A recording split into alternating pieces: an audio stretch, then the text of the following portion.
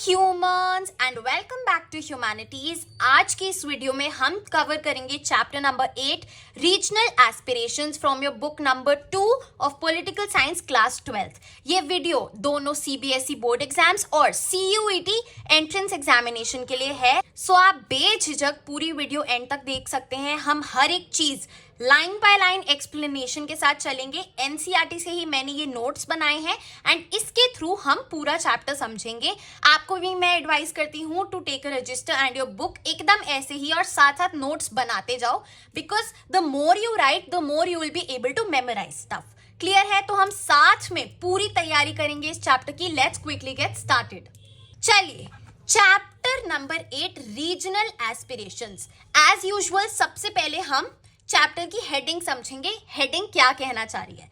Regional aspirations, यानी कि किसी रीजन की बात हो रही है, किसी एरिया की बात हो रही है और उधर जो लोग रहते हैं वो क्या चाहते हैं, उनकी क्या एस्पिरेशंस है। एस्पिरेशंस यानी कि क्या ख्वाब हैं, क्या उम्मीदें हैं, क्या उनकी ड्रीम्स हैं जो वो चाहते हैं फुलफिल हो, right?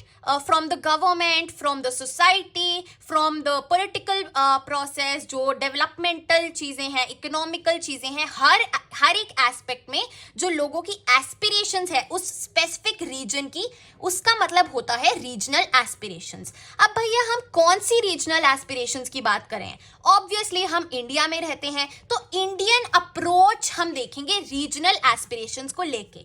This is the map of India. अब जो जम्मू एंड कश्मीर और लद्दाख है वो 2 यूनियन टेरिटरीज में डिवाइड हो चुका है, राइट? सो ये हमारा अपडेटेड मैप है जो मैंने खुद बनाया है। चलिए आगे चलते हैं। तो पूरा ये है हमारा इंडिया, राइट? ये पूरा अगर हम होल्ली देखें, इट इज अ नेशन, एक नेशनल आइडेंटिटी है, राइट? बट अब इंडिया के अंदर ही 28 स्टेट्स हैं और 8 यूनियन टेरिटरीज हैं। इन स्पेसिफिक रीजन्स की, अब ये जो रीजन हमने यहाँ बनाया, ये कौन सा रीजन है? ये हमारी स्टेट्स हैं ऑफ इंडिया।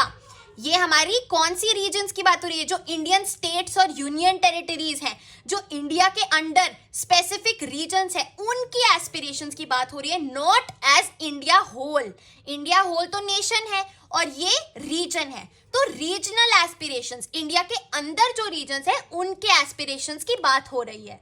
चलिए, तो अब हम समझ गए हैं कि रीजनल एस्पिरेशंस इंडिया के एस्पेक्ट में क्या मतलब है, राइट? सो भैया अब हम देखेंगे कि इंडिया की अप्रोच क्या है इन एस्पिरेशंस को लेके। ये जो डाइवर्सिटी है, डाइवर्सिटी यानी कि इंडिया के इधर गुजरात में अलग कल्चर है, अलग लैंग्वेज है, जम्मू एंड कश्मीर लद्दाख में अलग कल्चर है, अलग लैंग्वेज है, अलग तरह के लोग हैं, राइट? साउथ में पूरा अलग सिस्टम है, अलग एस्पिरेशंस है लोगों की, और नॉर्थ ईस्ट में एकदम ही अलग है, right? So these are the different diversity, right? ये डाइवर्सिफिकेशन है इंडिया के अंदर, राइट? तो अब हम इन डाइवर्सिटी के साथ कैसे डील कर रहे हैं? हम यूनिटी यानी कि India as a whole in diversity, diversity भी है, सब अलग अलग रीजनल एस्पिरेशंस है, रीजन्स है, स्टेट्स है, साथ ही साथ क्या है? Unified by the Indian territory, Indian union, Indian border. हम एक हैं, हालांकि हम अनेक हैं एक में ही, right? So unity in diversity, कि भैया हम आपकी डाइवर्सिटी को भी रिस्पेक्ट करते हैं और आप इंडियन नेशन, इंडियन यूनिटी को भी रिस्पेक्ट कीजिए।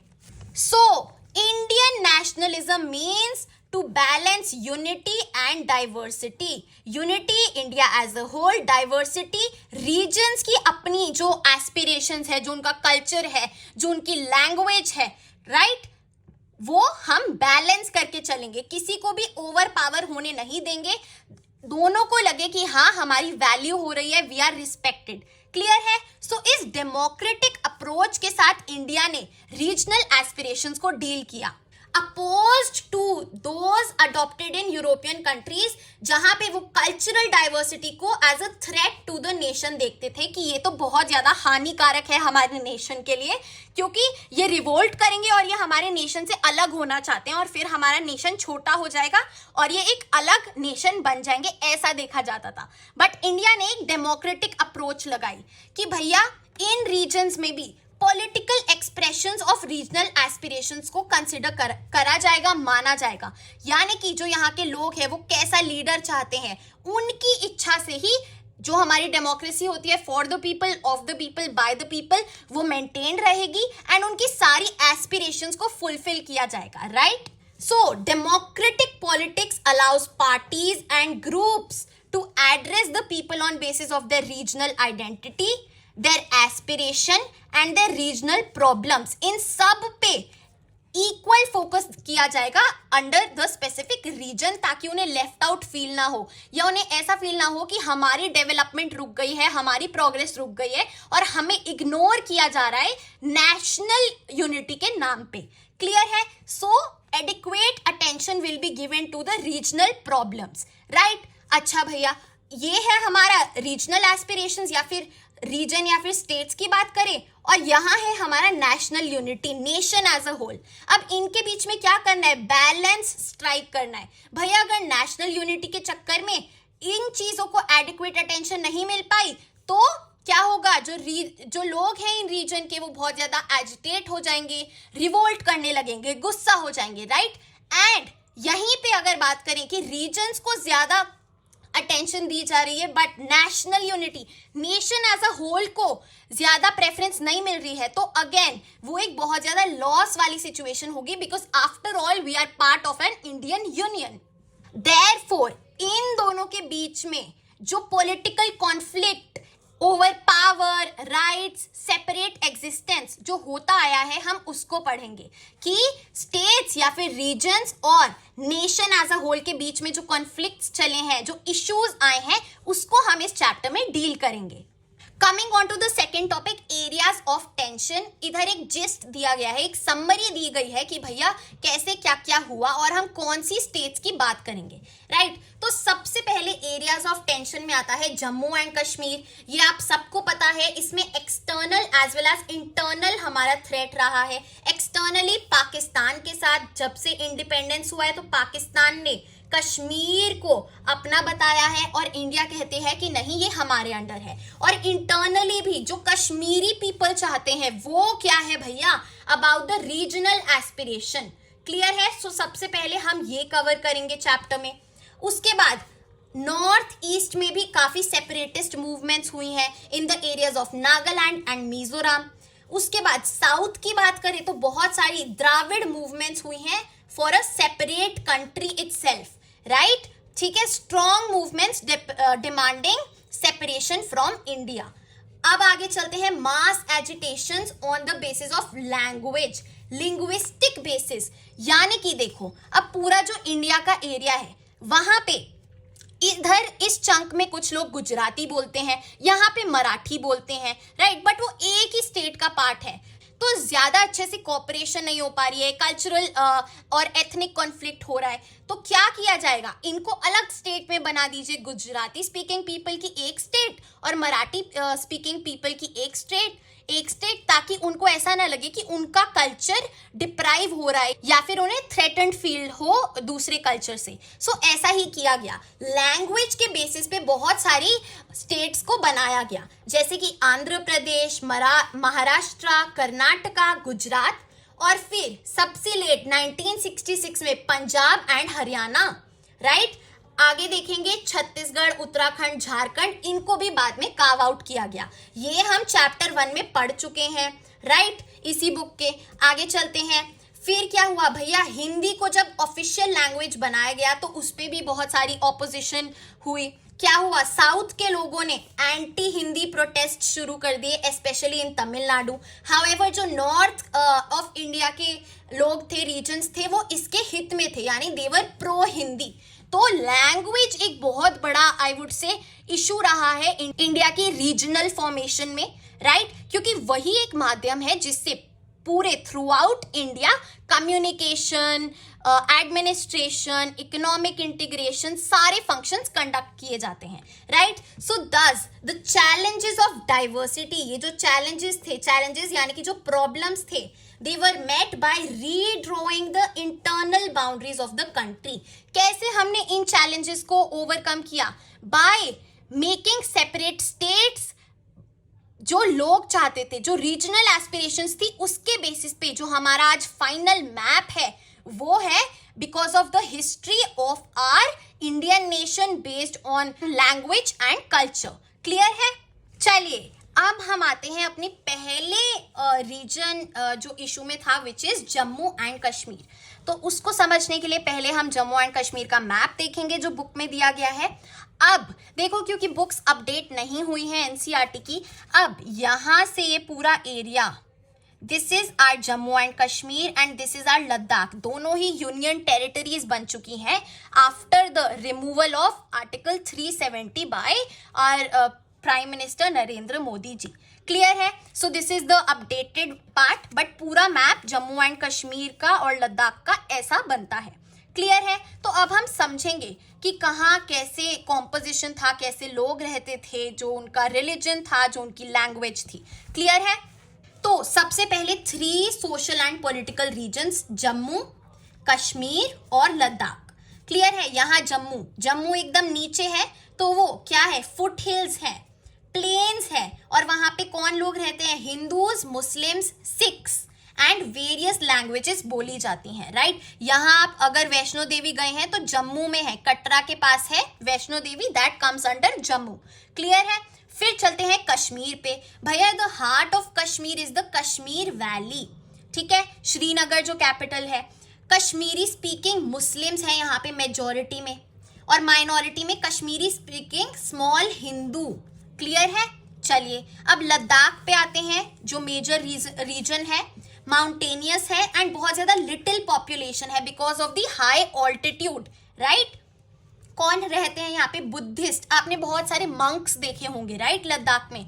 आप 3 इडियट्स मूवी देखते हैं तो वो लद्दाख जाते हैं ना, एंड में वो लद्दाख जाते हैं, वहां पे जो स्कूल बनाया होता है फुंगसुक वांगडू ने, वहां पे आप देखोगे मंक्स ज्यादातर दिखते हैं। Right? So Buddhists and Muslims is the composition of Ladakh. Clear? अब हमने कॉम्पोजिशन समझ लिया है इन सारे एरिया का। अब हम देखेंगे कश्मीर इशू क्या था भैया। सबसे पहले मैंने बता दिया एक्सटर्नल और इंटरनली डिवाइडेड है। एक्सटर्नल यानी कि कोई बाहर की कंट्री के साथ इशू है, which is Pakistan. Right? Pakistan यहाँ पड़ता है इस साइड, तो यहाँ का इशू आएगा। राइट? एंड इंटरनली कश्मीरियत। अब ये कश्मीरियत क्या है? Kashmiriyat means the Kashmiri identity of the people, right? The aspirations of the people of Jammu and Kashmir for political autonomy, कि जो हम चाहते हैं वो लीडर बने, जो हमारी एस्पिरेशंस है वो मानी जाए। राइट? सो इंटरनली कश्मीरियत का इशू है। राइट? चलिए अब हम चलते हैं रूट्स ऑफ द प्रॉब्लम में, ये शुरुआत कहां से हुई। तो देखो 1947 में इंडिपेंडेंस हुई इंडिया, और पाकिस्तान भी कार्व आउट हुआ। ओके, उससे पहले ये पूरा एरिया एक प्रिंसली स्टेट था, और यहाँ के हिंदू रूलर कौन थे, Hari Singh. Right? So it was a princely state under the Hindu ruler Hari Singh. Clear है? अब ये क्या चाहते थे, ये चाहते थे कि हम एक इंडिपेंडेंट कंट्री बन जाए, हमारा इंडिपेंडेंट स्टेटस रहे, और ना हम इंडिया के साथ जाएं एक यूनियन में, और ना ही हम पाकिस्तान के साथ जाएं। राइट? तो इनका ये ओपिनियन था, no merger. Right? Independent status. Clear है? अब भैया पाकिस्तान क्या बोलता था, पाकिस्तान ने बोला कि यहाँ की तो जो मेजॉरिटी ऑफ द पॉपुलेशन है वो मुस्लिम है, तो इसीलिए ये हमारे साथ एरिया आएगा। बिकॉज हमने चैप्टर 1 में पढ़ा है कि जो रिलीजन को भी एक बहुत बड़ा फैक्टर रखा गया था for the division of India and Pakistan. Right? जो मेजॉरिटी मुस्लिम एरियाज थे उनको पाकिस्तान का पार्ट बना दिया गया था। राइट? हाउएवर जो कश्मीरीज हैं वो खुद को कश्मीरीज अबव ऑल मानते हैं, ना ही पाकिस्तानी ना ही इंडियन, हम कश्मीरी हैं। क्लियर? वो हमने यहाँ पे देख लिया that they wanted an independent status. अब भैया एक नए कैरेक्टर आते हैं, शेख अब्दुल्ला। राइट? ये एक पॉपुलर मूवमेंट शुरू करते हैं टू रिमूव द महाराजा। जो महाराजा हैं हमने यहाँ पढ़े रूलर हरि सिंह। ठीक है? और ये जो शेख अब्दुल्ला है ये कौन सी पार्टी से है, नेशनल कॉन्फ्रेंस। जैसे बीजेपी एक पॉलिटिकल पार्टी है, वैसे ही नेशनल कॉन्फ्रेंस इनकी पॉलिटिकल पार्टी है। क्लियर? याद रखना है, ये नेम बहुत इंपॉर्टेंट है। तो ये क्या चाहते थे, ये महाराजा को हटाना चाहते थे, but at the same time ये पाकिस्तान के साथ भी नहीं आना चाहते थे। ओके? इनके मन में बिल्कुल ऐसा नहीं था कि हम पाकिस्तान का पार्ट बन जाएं। क्लियर हो गया है? चलिए अब देखिए क्या हुआ। अक्टूबर 1947 में, अक्टूबर में उसी साल जब इंडियन इंडिपेंडेंस हुआ, पाकिस्तान ने कश्मीर पे ट्राइबल इन्फिल्ट्रेटर्स भेज दिए। क्या करने के लिए? कश्मीर पे कब्जा करने के लिए। तो यहाँ पे इस एरिया में पाकिस्तान ने ट्राइबल इन्फिल्ट्रेटर्स, ऐसे लोग भेजे जो यहाँ पे कब्जा कर सकें। क्लियर है? चलिए, अब भैया महाराजा जी के पास तो कोई भी उपाय नहीं बचा। उन्होंने क्या किया? उन्होंने इंडिया से हेल्प मांगी। क्या कि भैया आप हमें बचाओ। तो इंडियन मिलिट्री ने हेल्प करी। क्लियर है? बट किस कंडीशन पे? कि भैया हम आपकी मदद तभी करेंगे जब आप इंस्ट्रूमेंट ऑफ एक्सेशन साइन कर देंगे, यानी कि आप उस चीज पे साइन कर देंगे ये अग्री करते हुए कि आप अब इंडियन यूनियन का पार्ट बन गए हैं। क्लियर है? एंड फाइनली इंडिया ने पाकिस्तानी इन्फिल्ट्रेटर्स को हटा दिया एंड रिटर्न में महाराजा ने इंस्ट्रूमेंट ऑफ एक्सेशन पे साइन किया।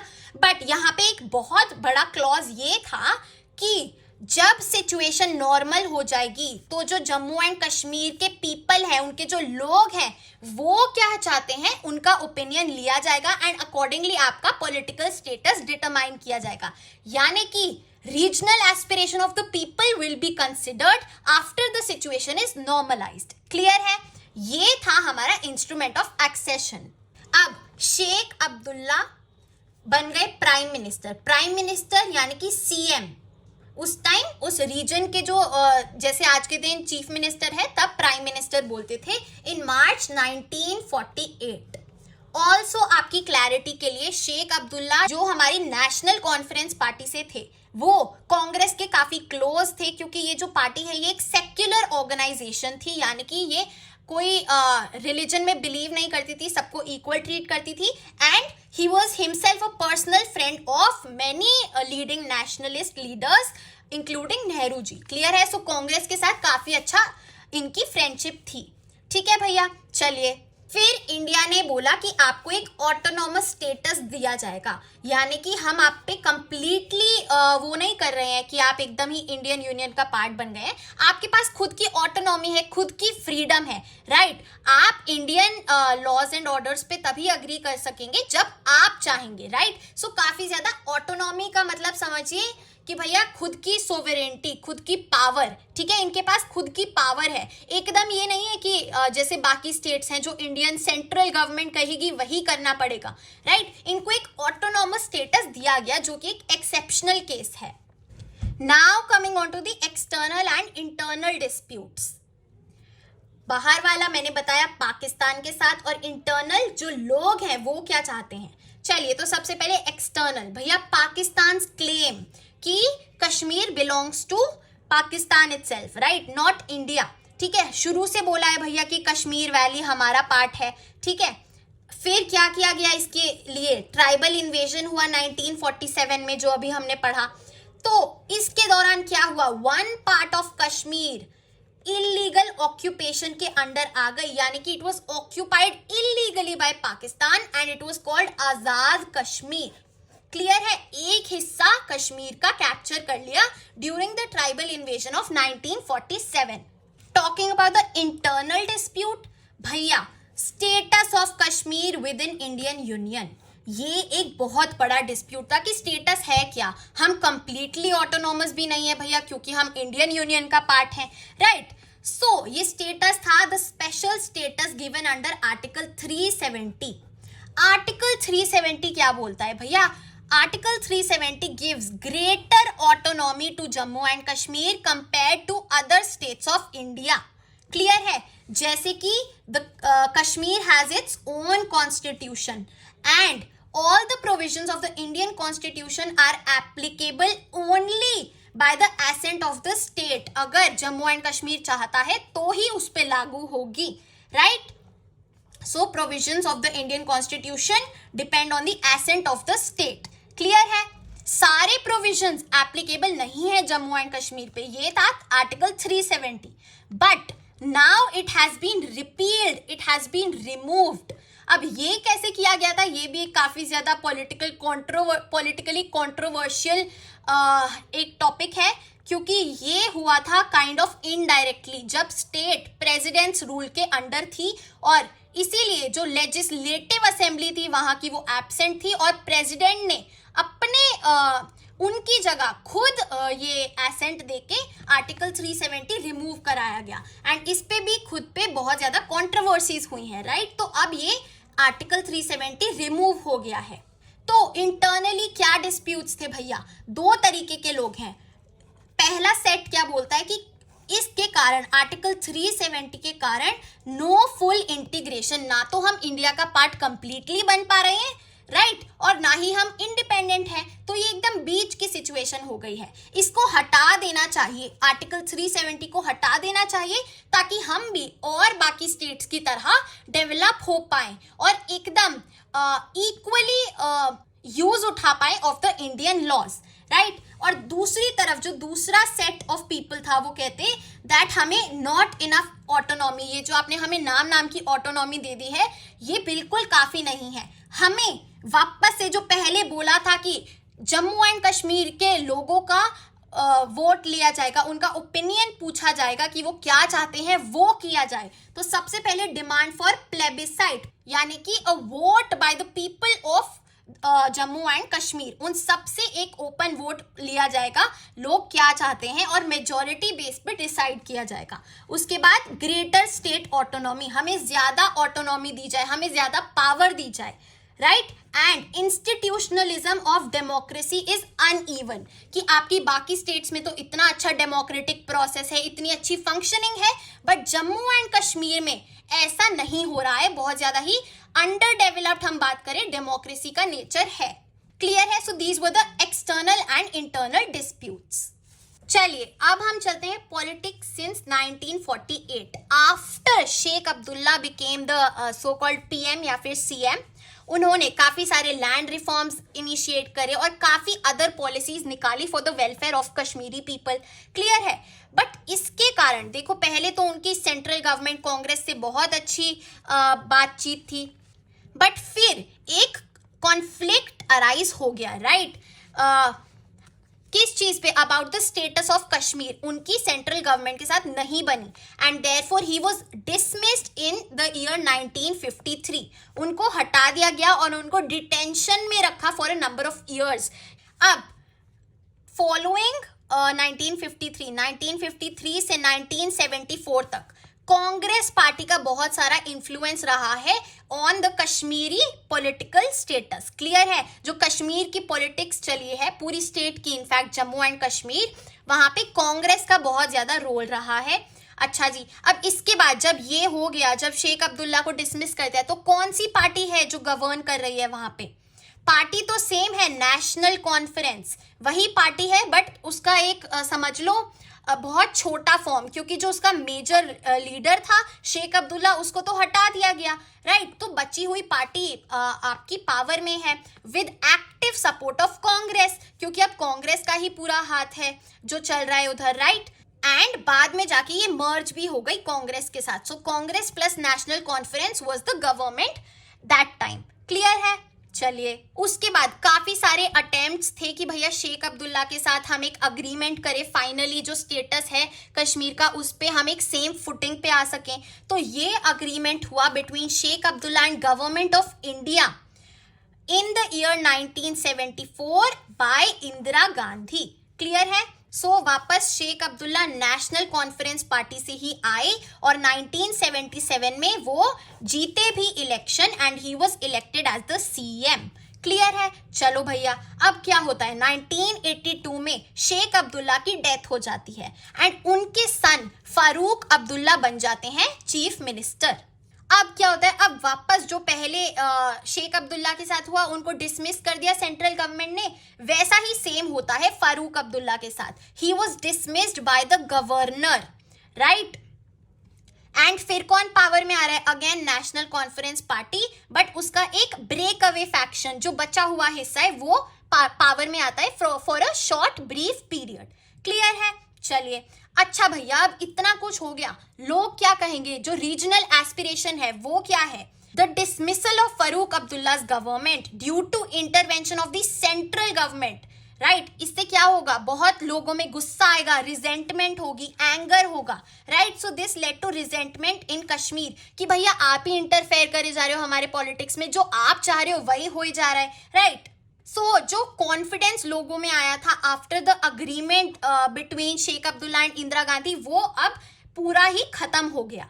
यही फीलिंग कि भैया centre was intervening in politics of the state further strengthened when क्या हुआ, वापस से मर्जर हो गया नेशनल कॉन्फ्रेंस का कांग्रेस के साथ, जो सेंट्रल गवर्नमेंट थी उसके साथ मर्जर, ये एक पार्टी बन गए। एंड 1986 में, यही यहाँ लिखा है ना, नेशनल कॉन्फ्रेंस प्लस कांग्रेस का मर्जर हो गया।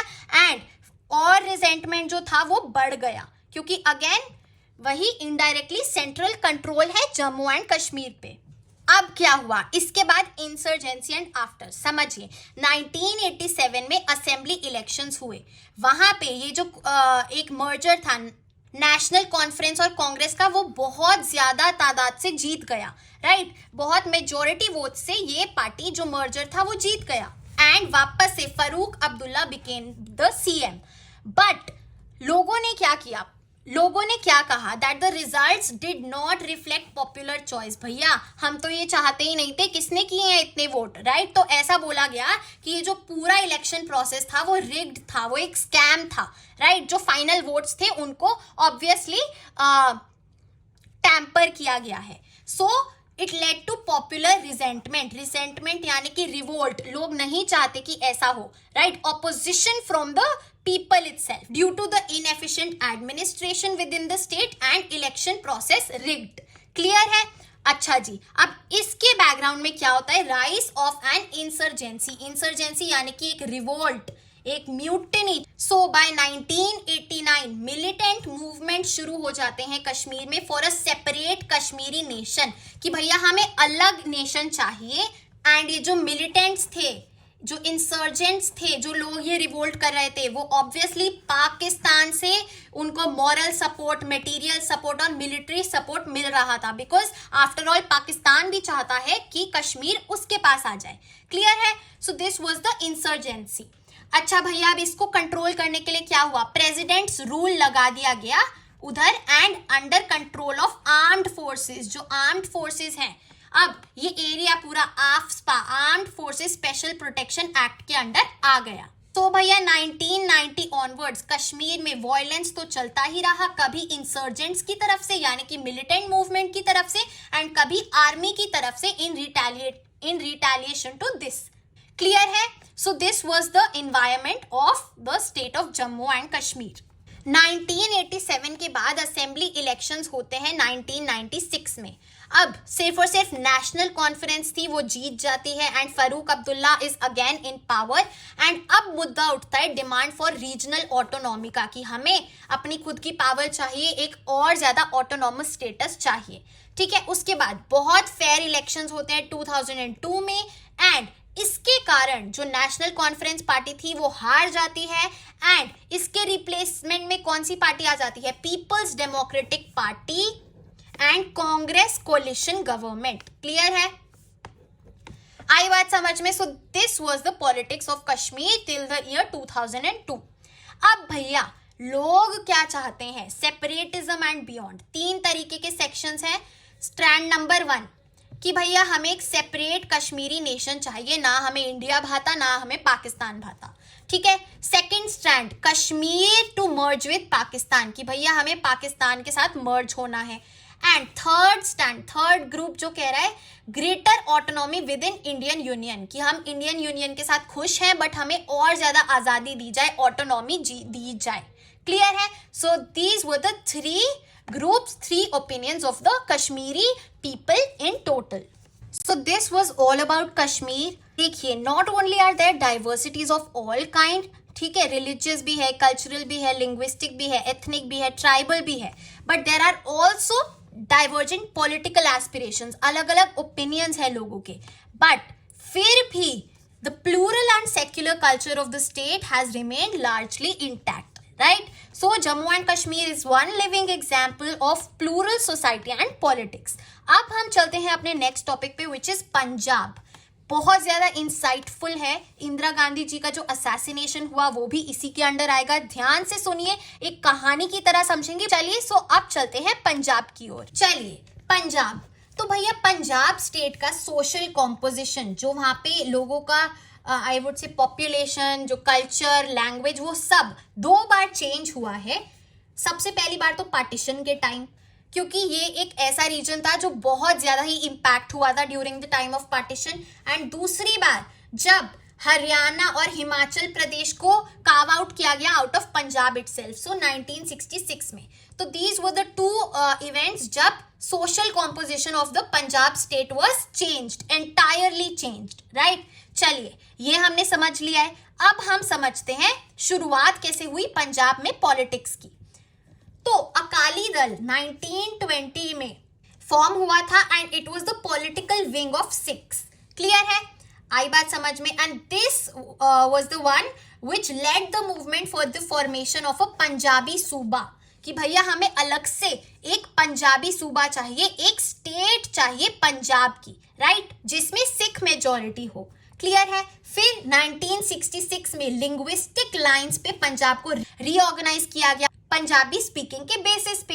उसके बाद देखिए 1967 और 1977 दोनों टाइम ही अकाली दल पॉलिटिकल पावर में आया, right. It was a coalition government, क्योंकि जो अकाली दल की पॉलिटिकल पोजीशन थी वो काफी वीक थी। क्यों? Due to these 4 factors. सबसे पहला, उनकी गवर्नमेंट को डिसमिस कर दिया गया था by the centre Midway through it's term, यानी कि उनका टर्म टेन्योर खत्म होने से पहले ही उनको हटा दिया गया पार्टी को। No support among the Hindus, उन्हें सिख्स में तो बहुत ज्यादा सपोर्ट मिलता था, बहुत सारे वोट्स मिलते थे, बट हिंदूज में बिल्कुल नहीं मिलते थे। फिर Sikh community was internally differentiated on caste and class lines, तो इसकी वजह से भी बहुत ज्यादा इम्पैक्ट था। एंड फिर Congress got more support among the Dalits, चाहे वो हिंदू हो या मुस्लिम्स हो, दलित्स के सारे वोट कांग्रेस को आते थे, right. So these were the reasons for the political weakness of Akali दल। अब हम चलते हैं टुवर्ड्स पॉलिटिकल ऑटोनॉमी। जब पंजाब ने कहा कि हमें अपनी पावर चाहिए, when a section of Akalis began to demand political autonomy for the region, तो क्या हुआ?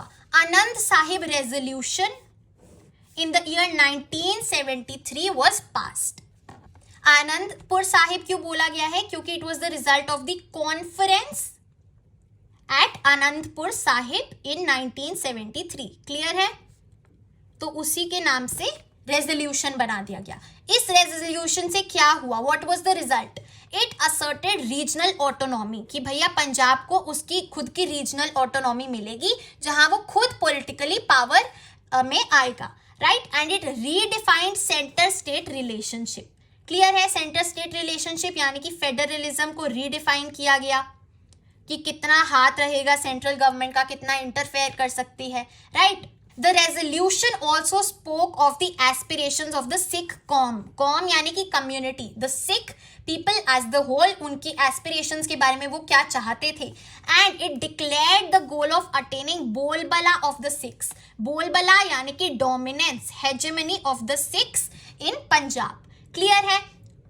The resolution was indeed a plea for strengthening federalism, कि भैया स्टेट और सेंट्रल गवर्नमेंट कोऑपरेटिव फेडरलिज्म करें, एक दूसरे को अच्छे से सपोर्ट करें, right. And a plea for a separate Sikh nation, कह सकते हैं कि इसको एक सेपरेटिस्ट लेवल पे अगर लेके जाएं तो it can be considered, it can be interpreted as a plea for a separate Sikh nation, जहां पे सिख डोमिनेंस रहेगा एंड एनी फर्दर टाइम यहाँ से रिवोल्ट भी आ सकता है। क्लियर है?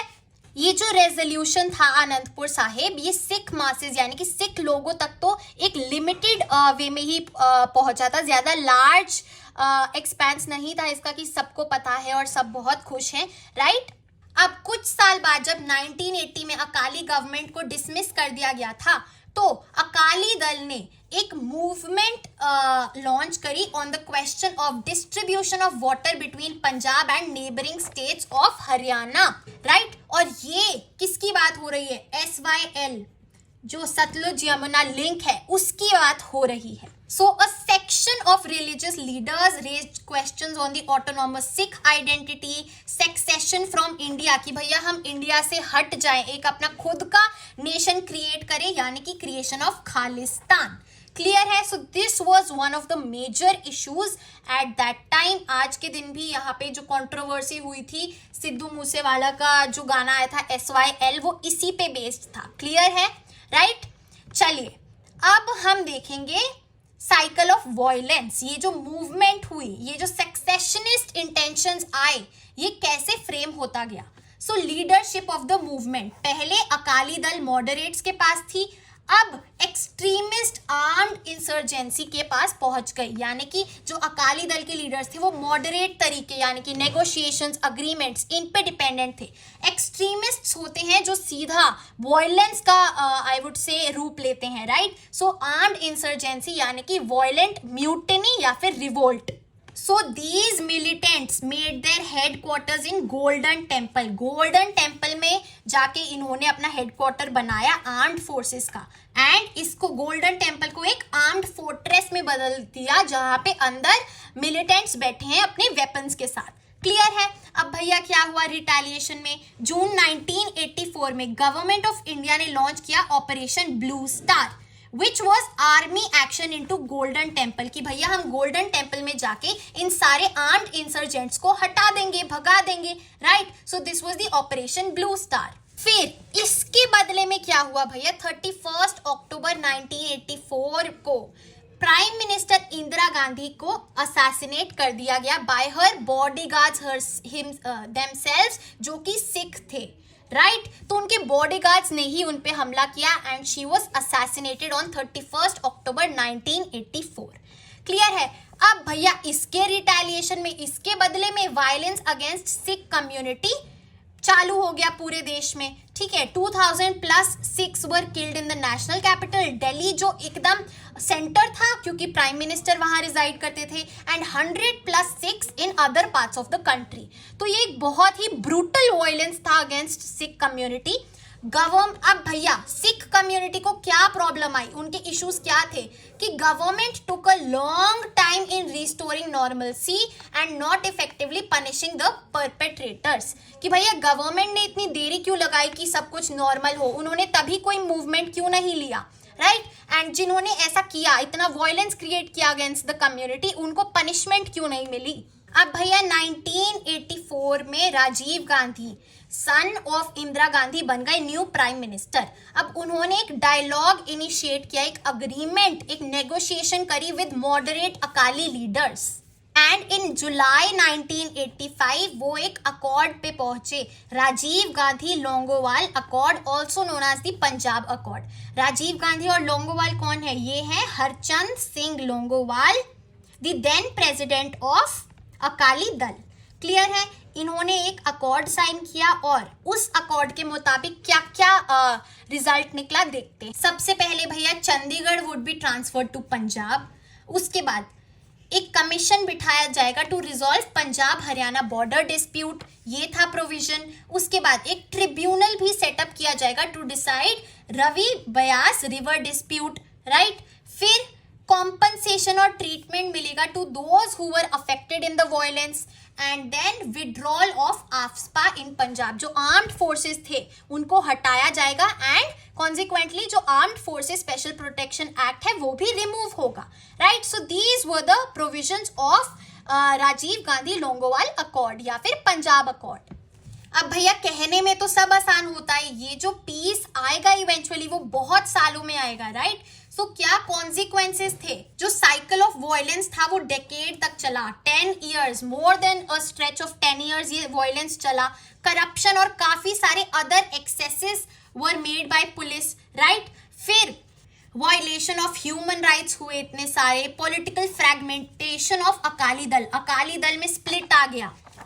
इम्पोजिशन ऑफ प्रेसिडेंट्स रूल हुआ पंजाब में, and normal electoral and political processes were suspended, क्योंकि सिचुएशन ही नहीं थी कि नॉर्मलसी आए और नॉर्मल प्रोविजंस एप्लीकेबल हो. सो these were the consequences of the violence against the Sikh community या फिर जो भी इवेंट्स हुए, राइट. फाइनली 1992 इलेक्शंस में जब इलेक्शंस कंडक्ट करवाए गए तब भी सिर्फ और सिर्फ 24% of the voters turned out, बाकी लोगों ने वोट ही नहीं दिया। जब थोड़ा सा पीस एस्टैब्लिश हो गया फिर 1997 के असेंबली इलेक्शंस में, जैसे हमने देखा अकाली दल स्प्लिट हो गई थी, तो जो बादल या बदल जो भी है ये वो वाला सेक्शन पावर में आया विद बीजेपी। तो ये एक कोलिशन गवर्नमेंट थी, तो ये एक अलायंस में दोनों पार्टी पावर में आई इन पंजाब। क्लियर है?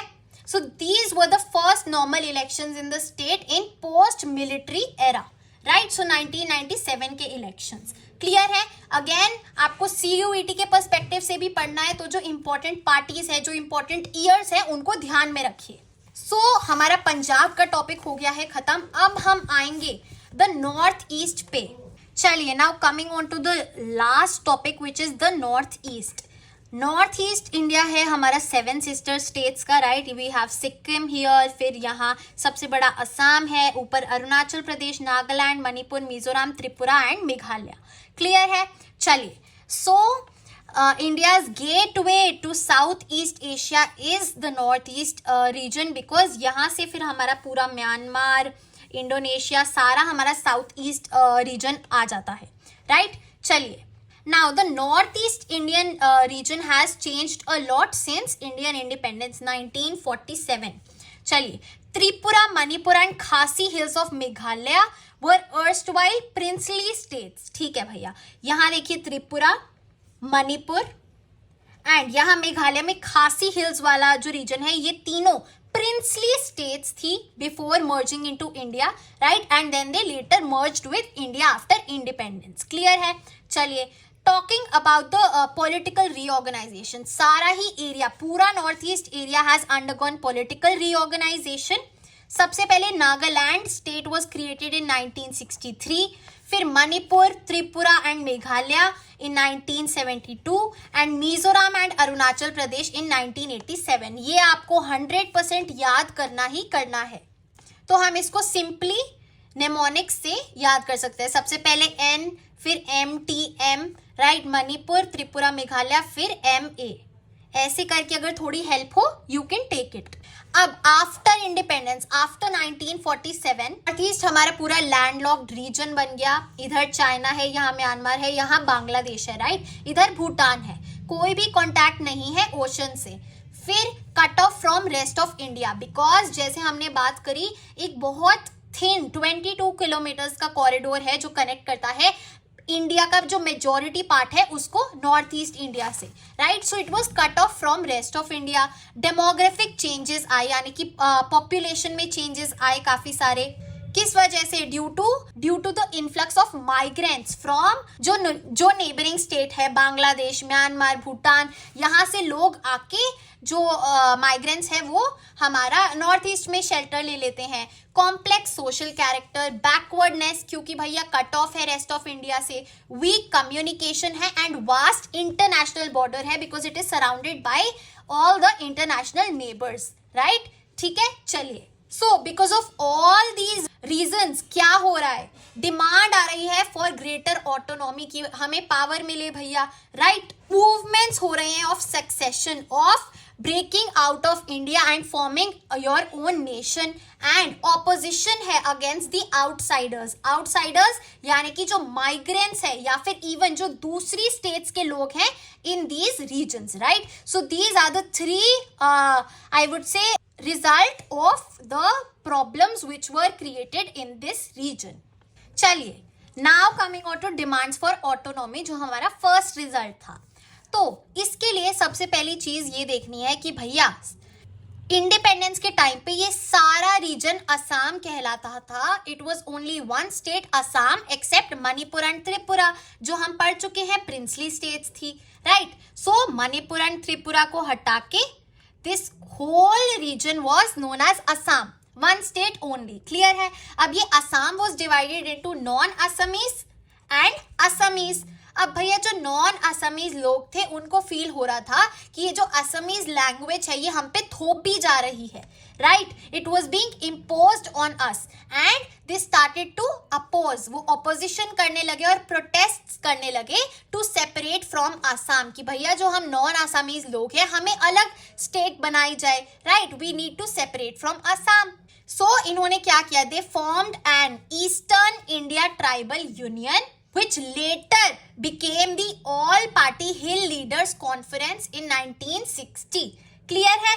चलिए, तो ये बहुत इंपॉर्टेंट है कि पहले it was known as eastern India tribal union and later एक बहुत ज्यादा कॉम्प्रिहेंसिव यूनिट बन गई all party hills leaders conference. Clear है? चलिए, now what did they demand, they demanded a tribal state. Clear है? And consequently instead of one tribal state, several tribal states were carved out of Assam. कौन सी थी ये? Meghalaya, Mizoram and Arunachal Pradesh. यहाँ हमारा मिजोरम आ गया, ये असम है ही, right, and this is Arunachal Pradesh. और नागालैंड हमने पढ़ा 1963 में कार्व आउट हो गई थी. एज वी हैव स्टडीड 1972 में जाके पूरा जो रीऑर्गेनाइजेशन ऑफ नॉर्थ ईस्ट था वो कंप्लीट हुआ. However this is not the end. अभी तक काफी सारी ऑटोनॉमस डिमांड्स आती हैं from communities like Karbis, Dimasas and Bodos. Right, Karbis और दिमासस को ऑटोनॉमी दे दी है as district council within the area and Bodos को एक ऑटोनॉमस काउंसिल दे के शांत कर दिया है. Right, so these I would say demands for autonomy are still rising and इनको सेटल करना, शांत करना भी एक बहुत बड़ा I would say प्रॉब्लम है, एक चैलेंज है for the central government. Now moving on to the second result. यहाँ जैसे हमने पढ़ा डिमांड फॉर ऑटोनॉमी हो गया है, अब चलते हैं सक्सेशनिस्ट मूवमेंट्स पे, कि ऐसी मूवमेंट्स जो चाहती थी कि हम इंडिया से सेपरेट हो जाए. Right, secessionist movements. अब आता है मीजो हिल्स एरिया. तो ये एरिया के जो लोग थे वो हमेशा बिलीव करते थे that they did not belong to Indian union, वो इंडिया का पार्ट नहीं थे. हाउएवर उनको एक ऑटोनॉमस डिस्ट्रिक्ट बना दिया गया था विद इन असम. अब भैया जब इस एरिया में ग्रेट फेमाइन आया 1959 में, फेमाइन यानी कि फूड क्राइसिस हो गए, एग्रीकल्चरल आउटपुट अच्छा नहीं हुआ होगा, तो 1959 में इनको असम गवर्नमेंट से बिल्कुल अच्छी अटेंशन नहीं मिली और ना ही अच्छी हेल्प मिली. So when Assam government failed to respond adequately to the Great Famine, तब इनको गुस्सा आया and this led to the formation of Mizo National Front MNF and the leader was Lal Denga. Clear है? अब 1966 में MNF ने एक armed campaign यानी कि एक मिलिट्री कैंपेन, एक मिलिट्री इंसर्जेंसी शुरू कर दी फॉर इंडिपेंडेंस. द MNF, ये जो मीजो इंसर्जेंट्स थे, जो मिलिटेंट्स थे, इन्होंने इंडियन आर्मी के साथ एक वॉर तक करी, गुरिल्ला वॉर. गुरिल्ला वॉर क्या होती है? जो काफी सारी टैक्टिक्स वगैरह यूज करके परफॉर्म की जाती है.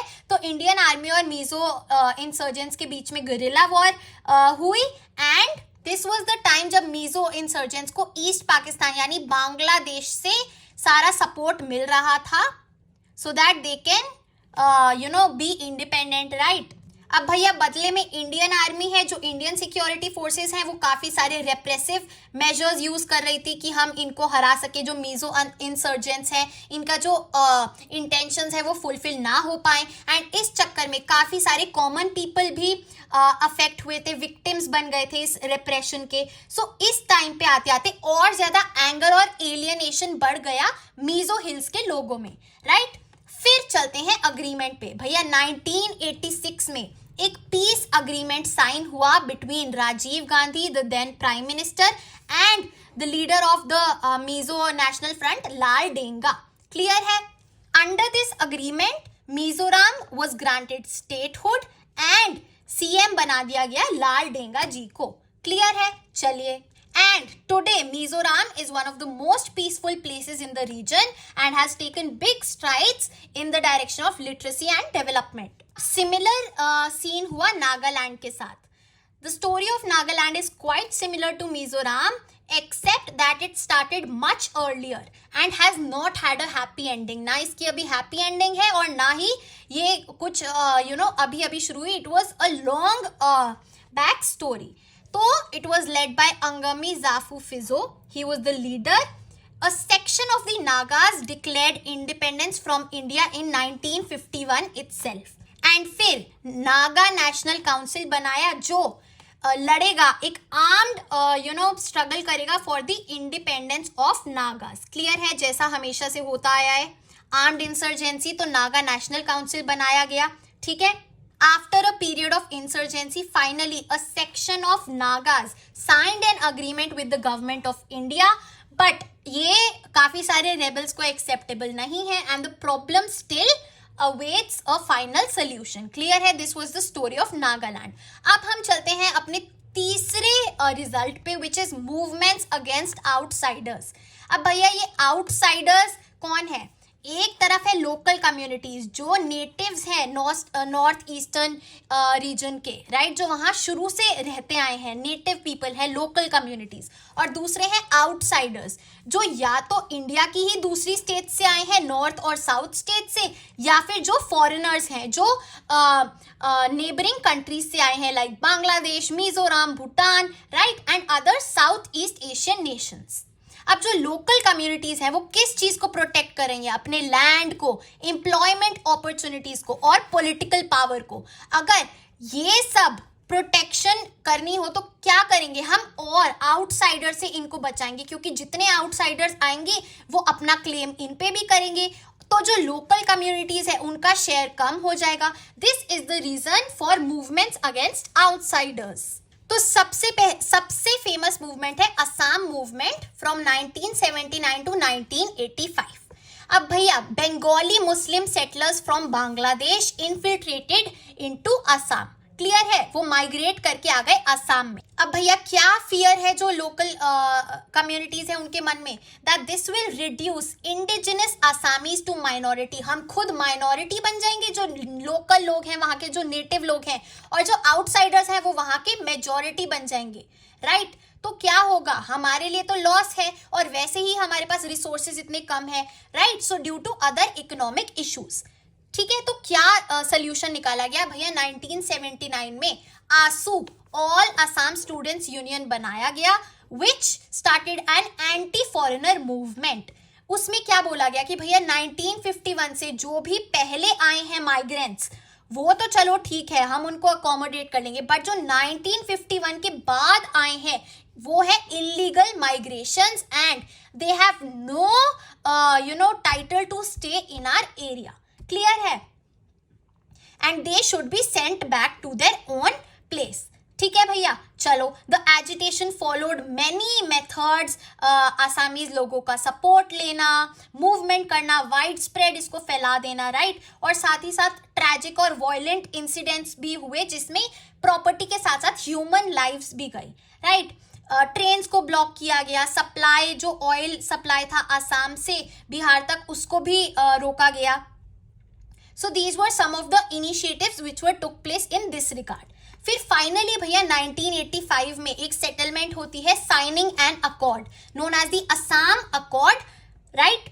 इसमें क्या बोला गया? इसमें यहाँ 1951 से प्लस 20 ईयर्स कर दिया और बोला जो 1971 है, जब बांग्लादेश वॉर हुई थी, उसके बाद और उस टाइम जो इलीगल माइग्रेशंस हुई वो अब अलाउड नहीं होगी, और उनको हम आइडेंटिफाई करके वापस उनके घर भेजेंगे, डिपोर्ट करेंगे, right. So this was the Assam accord.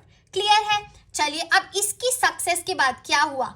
आसू जो ऑल असम स्टूडेंट्स यूनियन है, उसके साथ साथ उन्होंने कोलैबोरेट करके किसके साथ? असम गाना संग्राम परिषद के साथ मिलके एक पार्टी बना ली, नोन एज द असम गाना परिषद, इन द ईयर 1985। क्लियर है? Important for CUET। एंड फिर ये पावर में भी आए असम गाना परिषद, और इनका प्रॉमिस क्या था? Resolving foreign national problem and to build a golden Assam. Moving on to the last topic, accommodation and national integration. Basically इसमें कंक्लूड किया गया है पूरा चैप्टर। इसमें हमें लेसन्स टू बी लर्नड बताए हैं, हम क्या क्या सीख सकते हैं इन इवेंट से। सबसे पहला लेसन है regional aspirations are a part of democratic process. कि भैया अगर आप एक डेमोक्रेसी में रह रहे हैं जहां लोगों को राइट है अपने एक्सप्रेशंस देने की, अपना ओपिनियन रखने की, तो जो रीजनल एस्पिरेशंस है वो भी इसी प्रोसेस का पार्ट है, and they should not be seen as a threat on the unity of the nation, rather they should be addressed in a good manner. Clear है? हमारा सेकंड लेसन है that the best way to respond to regional aspirations is through democratic negotiations rather than through suppression. यानी कि इसका result और solution कैसे आएगा? बातचीत करके, अग्रीमेंट करके, नेगोशिएट करके, rather than रिवोल्ट करके, अग्रेशन दिखा के, वायलेंट प्रैक्टिसेस अडॉप्ट करके, राइट? फिर हमने तीसरी चीज जो सीखी वो है सिग्निफिकेंस ऑफ पावर शेयरिंग, कि भैया जो फेडरलिज्म है, जो सेंटर और स्टेट है, उन्हें दोनों को ही बैलेंस करके चलना है to maintain the national unity, right? जो हमने शुरू में पढ़ा, unity in diversity. So this paves the way for cooperative federalism. फिर हम चलते हैं फोर्थ लेसन पे, regional imbalance in economic development contributes to feeling of regional discrimination. कि भैया एक स्टेट में इतना अच्छा इकोनॉमिक वेलफेयर हो रहा है, अच्छी इकोनॉमी है, डेवलपमेंट है, प्रोजेक्ट्स हो रहे हैं, और दूसरी ही स्टेट में, फॉर एग्जांपल नॉर्थ ईस्ट में, ना वहाँ पे इकोनॉमिकली अच्छा हो रहा है, ना डेमोक्रेसी एफिशिएंट है, और ना ही प्रोग्रेशन हो रहा है. तो ऑब्वियसली ये भेदभाव तो पसंद नहीं आएगा, और ये रीजनल इम्बैलेंस कॉन्फ्लिक्ट्स को राइज अप करेगा ही करेगा, राइट? सो अगर 2 बच्चे हैं, 3 बच्चे हैं, 10 बच्चे हैं, सबको इक्वली ट्रीट करो और सबके साथ फेयर रहो, राइट? चलिए, moving on to the last lesson, which is the far sightedness of the makers of our constitution. कि जो आफ्टर इंडिपेंडेंस एक्चुअली में इवेंट्स हुए, they were already apprehended by the constitution makers, and जो हमारी constituent assembly थी, उन्होंने एक इतना अच्छा कॉन्स्टिट्यूशन बनाया जो कि फ्लेक्सिबल है और अकोमोडेटिव है. जैसे कि 6th शेड्यूल में बात की जाती है for this cooperative federalism. Clear है? So this was all about our chapter number 8 regional aspirations. बाकी सारे चैप्टर्स भी मैंने वीडियो डाली हुई है विद एक्सप्लेनेशन, आप प्लेलिस्ट चेक कर सकते हैं डिस्क्रिप्शन में. Also talking about the left over parts, ये जो बॉक्सेस हैं ये आपको रीड करके खुद नोट्स बना सकते हो. ये एडिशनल होते हैं, but again they are very important for your CUET. Boxes सारे CUET के लिए एकदम उतने ही इंपॉर्टेंट है जितना चैप्टर है, राइट? तो ये जो छोटे छोटे बॉक्सेस है, ये आप रीडिंग करके कर लेंगे तो कवर हो जाएगा. ठीक है, चलिए. सो हमने पूरा चैप्टर कवर कर लिया है, regional aspirations. I hope you liked it. आपको एक्सप्लेनेशन पसंद आई है तो अपने दोस्तों को भी शेयर कर दो यार, इतना सेल्फिश नहीं होते हैं. And please make sure to like, share and subscribe to the channel. You are at humanities. Happy learning. I will see you in the next video.